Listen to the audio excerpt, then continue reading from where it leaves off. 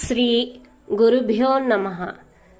కాశీక్షేత్రం నివాసచ్చా జాహ్నవీ చరణోదకం గురుర్విశ్వేశ్వర సాక్షాత్ తారకం బ్రహ్మ నిశ్చితం.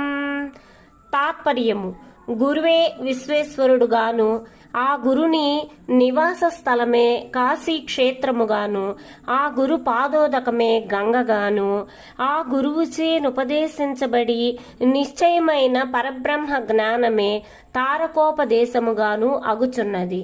శిరః పాదాంకితో దేశః గయాస్తే చాక్షయో వటః తీర్థరాజ ప్రయోగోసౌ గురుమూర్త్యై నమో నమః. తాత్పర్యము: శిరస్సే గైగాను, గురువు యొక్క పాదముల చేత చిహ్నితమైన ప్రదేశం